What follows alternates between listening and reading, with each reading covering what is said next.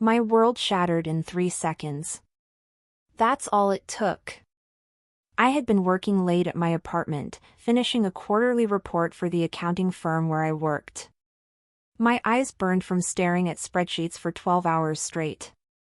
James, my fiancé of 4 years, had texted earlier that evening to say he was staying at his place because of an early morning meeting. We were supposed to get married in 6 months. Invitations were already ordered. My dress hung in the closet, wrapped in protective plastic. I reached for my phone to set an alarm when I noticed James' laptop sitting on the coffee table. He'd left it behind yesterday. The screen was still on, dimmed.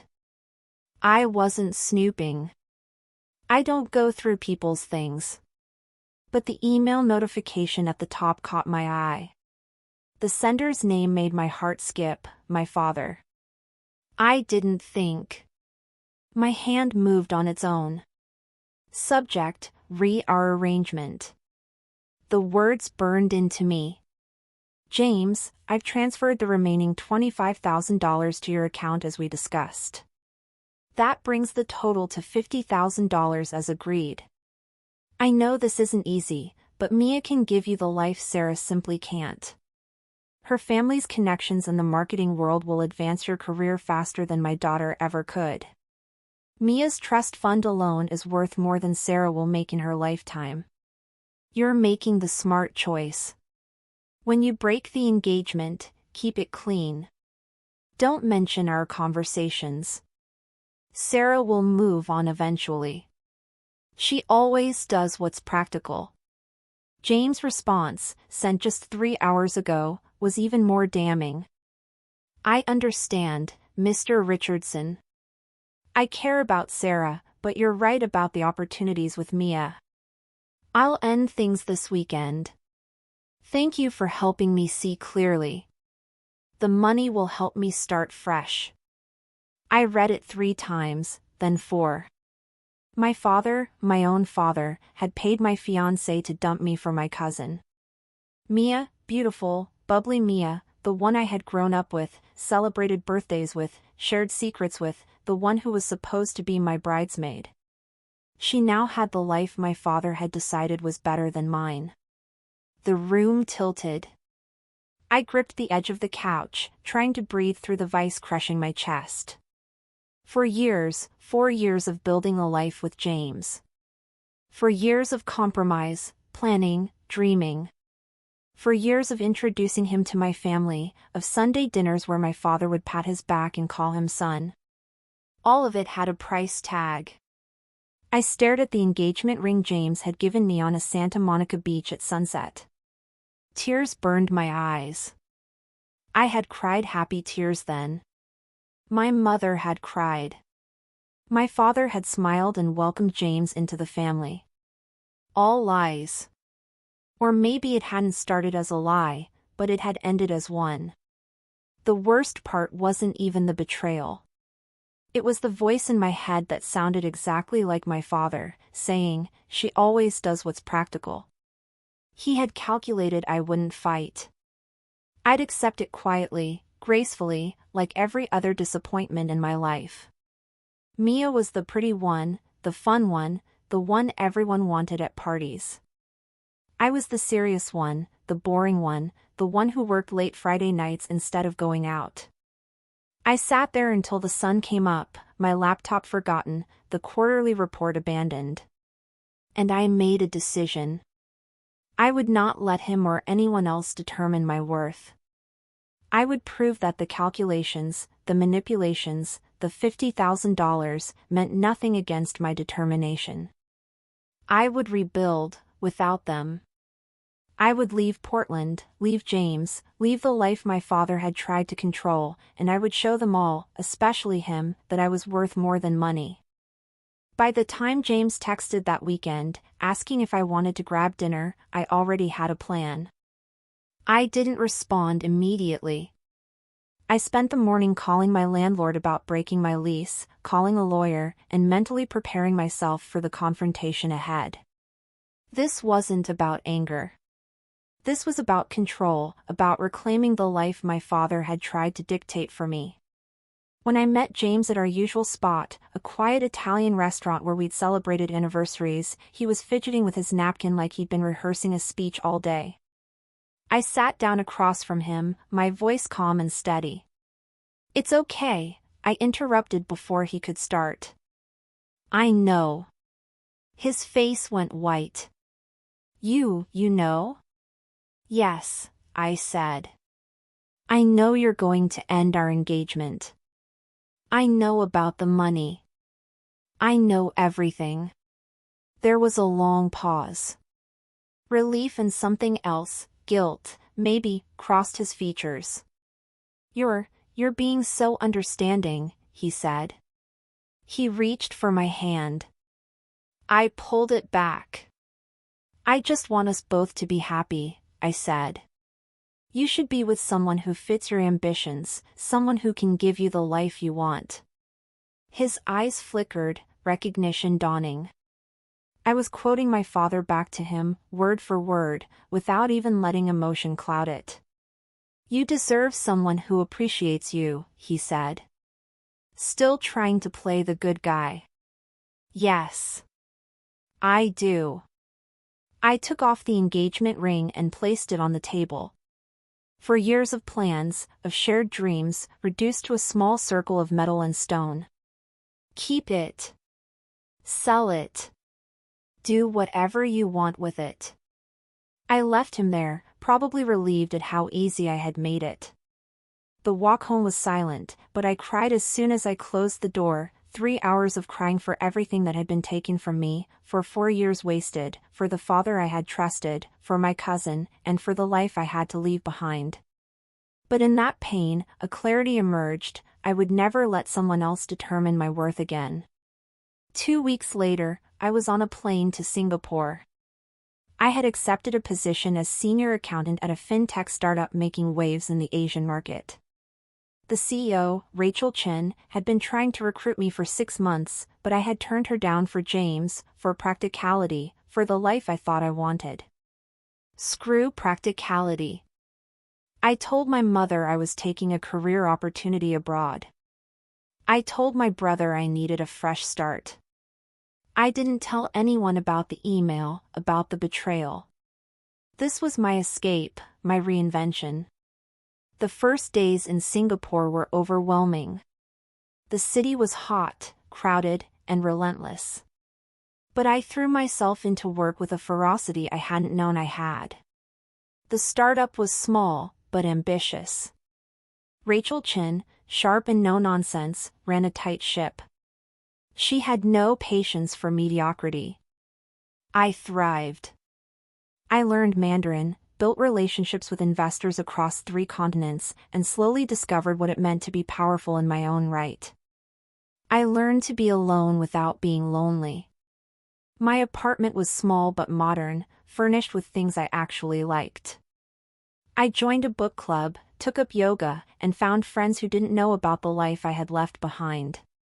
I didn't call my father, didn't check on James or Mia. I built a wall between my old life and the life I was determined to create. And I realized something important: freedom is intoxicating. Freedom is choosing yourself over anyone else's calculations, over anyone else's expectations, over betrayal. I wasn't just leaving Portland, I was leaving behind a world that tried to define my value with a check. And for the first time in years, I felt untouchable. Singapore was nothing like home. The streets buzzed with energy, a mix of modern skyscrapers, crowded markets, and endless traffic. It was chaotic, relentless, and exactly what I needed. I threw myself into work with a focus I hadn't realized I still possessed. The fintech startup was small but ambitious, hungry to make a mark in the Asian market. Rachel Chen, the CEO, was sharp, demanding, and uncompromising. She had no patience for excuses. And I thrived under her scrutiny. Within 6 months, she promoted me to controller. A year later, I was CFO. By the time 2 years had passed, the company was preparing for an IPO. I was flying across continents, negotiating deals worth millions, meeting investors in Hong Kong, Tokyo, and Sydney. I learned Mandarin fluently enough to hold business meetings. I was building bridges, solving problems, and shaping financial technology solutions for underserved markets. I discovered a version of myself I had forgotten existed, fearless, strategic, unstoppable. Without James or my father's voice in my head, I realized I could set my own rules. I could take risks, make bold moves, and define success on my terms. But it wasn't just about career. I also learned to live on my own. My apartment was small but modern, furnished with things I loved, not things anyone else thought I should have. I joined a book club, took yoga classes, and forged friendships with expats who didn't know the betrayal I'd suffered. I wasn't lonely, I was alive. I was free. And then there was Daniel. We had met 6 months earlier at a conference in Tokyo, bonding over bad hotel coffee and a shared disdain for corporate buzzwords. Our time together had been sporadic, dictated by our work schedules, but when we were together, it felt natural, effortless. He challenged me intellectually, encouraged my ambitions, and valued me without questioning my choices. Unlike James, Daniel didn't need me to shrink to fit into his life. He made space for me to grow, and he celebrated it. Work demanded everything from me, and I gave it willingly. Long hours, sleepless nights, flights across 3 continents, it was exhausting, but it was also exhilarating. I was no longer the practical daughter who quietly accepted disappointment. I was the woman who had turned betrayal into opportunity, heartbreak into strategy. Sometimes, in the quiet moments of my apartment, I thought about Portland. I wondered if my father or James ever realized what they had lost. But those thoughts didn't control me. They were distant, like reflections in a fogged-up window, visible, but unreachable. I learned how intoxicating independence could be. Freedom was no longer just about leaving a broken engagement or escaping a manipulative father.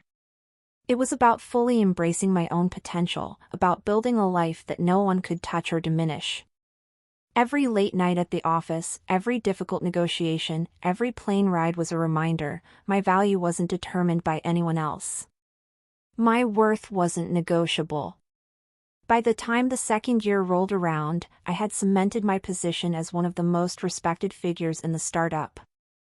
Rachel trusted me with everything, from investor meetings to product launches.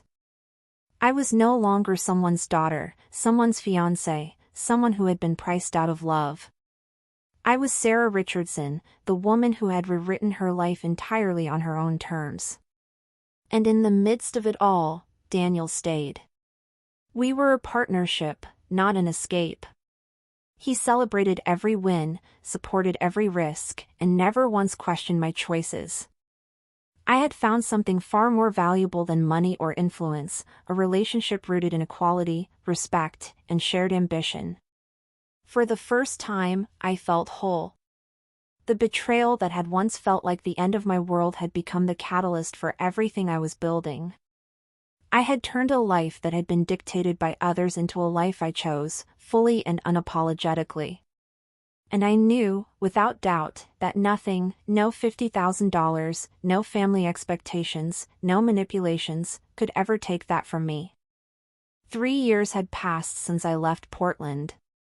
3 years of building a life that was mine, of learning that my worth wasn't tied to anyone else's expectations. Then the email from my brother arrived. "Sarah, I'm getting married.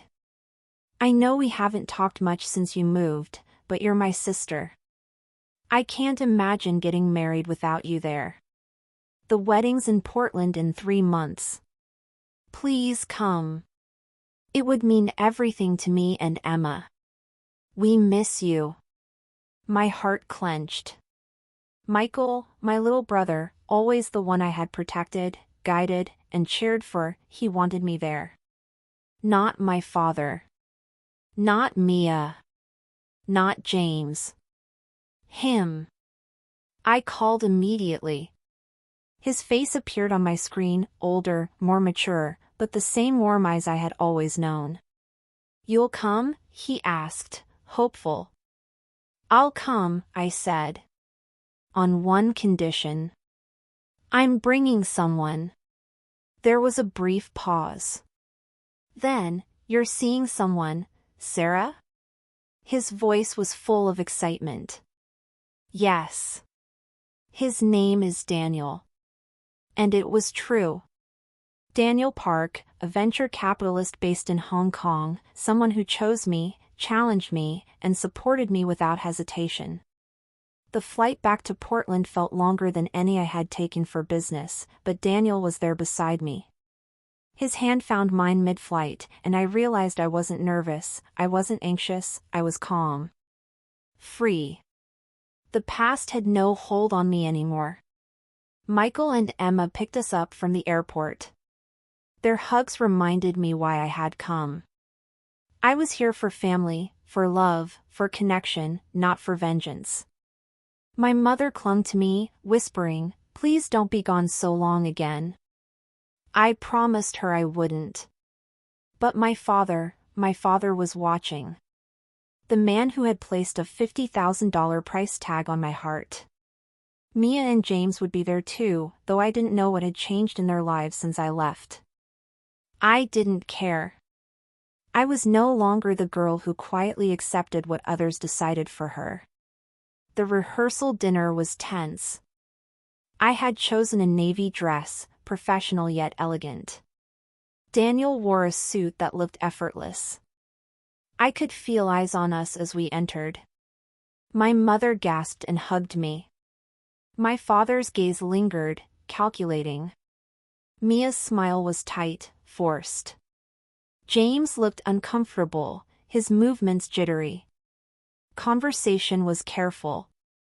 Daniel and I answered questions about Singapore, work, and life abroad. My father finally broke the silence.